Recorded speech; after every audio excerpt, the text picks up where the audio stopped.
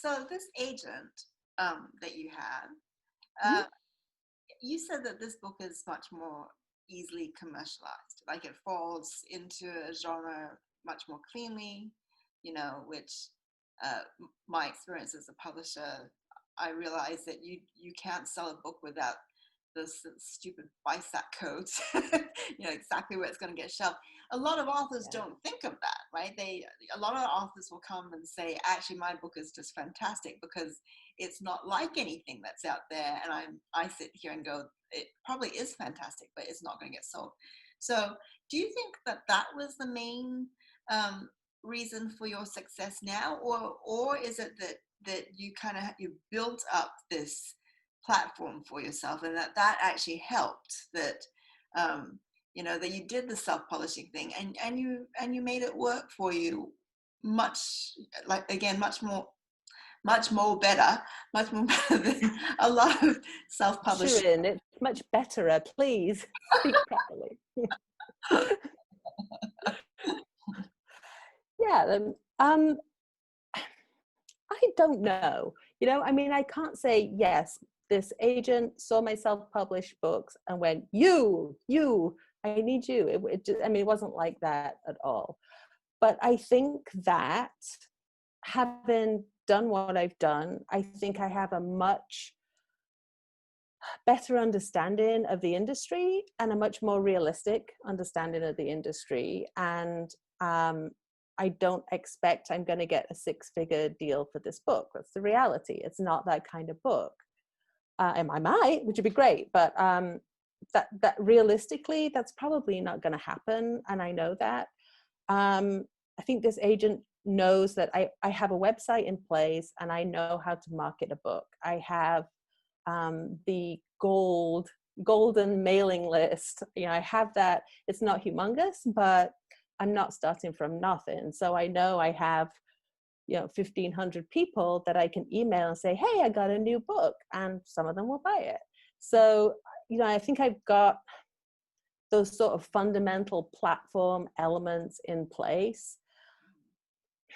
I don't know that was necessarily made the difference. I don't know that for a fact. I know that this is a stronger book than the other books that I've written, because I know a lot more about how to construct a book now than I did when I wrote the first book.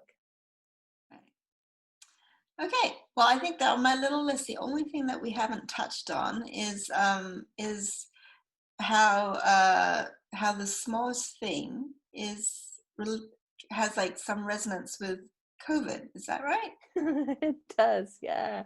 So that book was the inspiration for that book was a little village that near where I grew up in northern England called Eyam. And back in the 1600s, that when the plague was tearing through England, it was brought to this village by a tailor in a bolt of cloth, and people started dying in the village.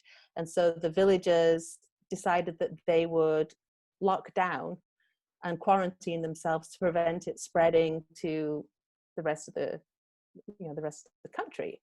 And I was always fascinated by that story. And I was like, I really want to find a way to retell that. And so finally decided to bring it into modern times and, write this what if scenario of a village locking down because of a deadly virus. And so that came out in 2017, and people loved like the historical connection. And then fast forward to 2020 and we're living it. So so I would say that it's a mixed bag. Some people really want to read that kind of book, and it's a very hopeful book. It's not really what you would call a dystopian novel, but it's very hopeful, and it's really about relationships. And so people are enjoying it because it's a hopeful book, and some people just don't want to read it because they're living it. But going back to my roots, in a way, one thing I've been able to do because I own the rights to the book is I've been podcasting it. So while I've been in lockdown, I've been podcasting a chapter a week of the audiobook, and then talking about the story behind the story or what's going on in the world. So, has it sold a gazillion books because of this? No. Has it been fun? Yes. Have more people found the book because I've done this? Yes. Was it a good idea? Yeah. It's just another way of sharing your story with the world. Mm-hmm. Yeah. Yeah. Yeah. I'm very happy to hear this. Any kind of happy story around anything related to COVID out there. Yeah. Yeah. It has a happy ending. It has a hopeful ending. Okay. The happy ending. It has a hopeful ending. Okay.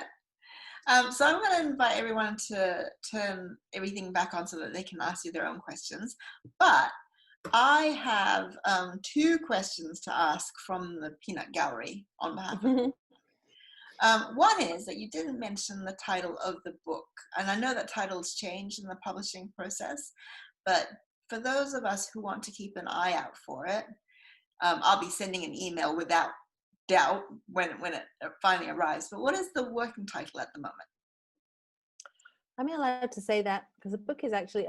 Do you have any editors in the chat? Editors in the chat? Editors. Okay. So yeah, the book that is currently out on submission is currently called The Killer Kirkpatricks. One more time? The Killer Kirkpatricks. Killer Kirkpatricks. Ah. Yes. Yes. Is it set in where is it set? It is set in Northern England.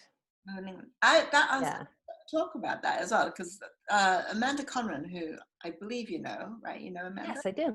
She was going to be here tonight and she couldn't make it, but we were chatting about this kind of struggle when you have one set of references and you're really writing for a different audience, right?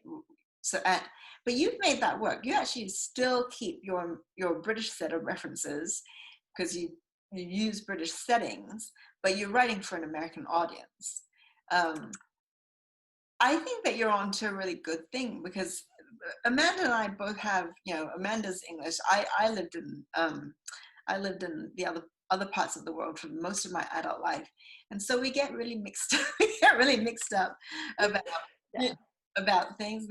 Why this came up was because she gave me something to read the other day, and she had used mad to mean angry. And I said, "Oh, Amanda, you tripped up. In America, mad means crazy." And she said, "No, you tripped up." All our references all crossed over. But you actually you keep consistently setting your stories back in the UK. I have, yeah. And my characters are young women on sort of like the end of their teenage years and just crossing over into adulthood.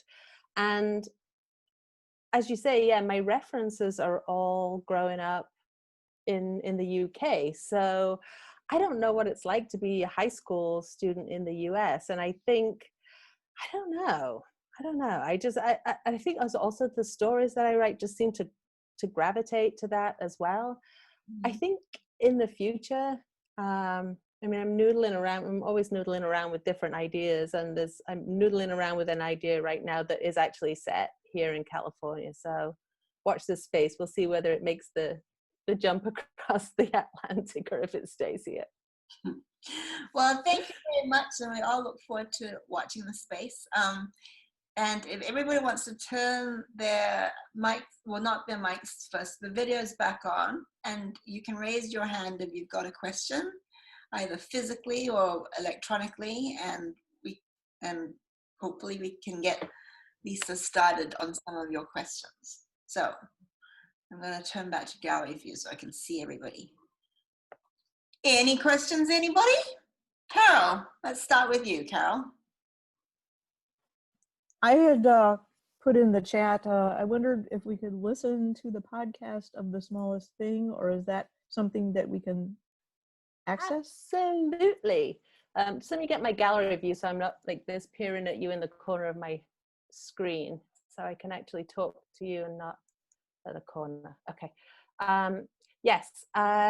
so my website is lisamanterfield.com, and you'll find a podcast tab at the top. Okay. And if you find that, it'll show you so it's on all the usual platforms, Apple and Spotify and Google and all the regular podcast platforms. Okay. Thank you. Anybody else? Patricia.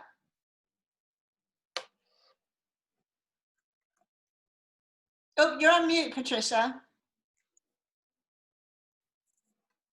It's like a silent movie. You were talking about your memoir and how you went back to page 1 and you had to rewrite it.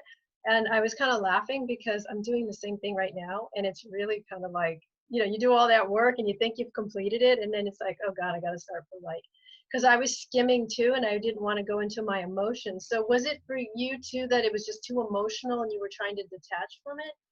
Yeah, I was trying to write the funny stories and just keep to the all the ridiculous things that happen and just not dive down even to the next level of the hard emotional stuff. And I'm actually glad that I went back and did that, even though it was horrible to have to rewrite again, because firstly I think I ended up writing a much better book.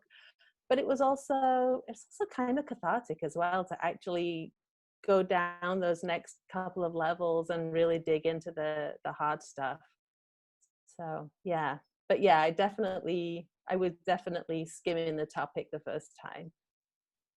Yeah. Natasha, you have a question. Hey, Lisa. Hello. That was great. Really enjoyed your discussion there. I'm intrigued by your podcasting idea. So what podcast tool do you use? So I use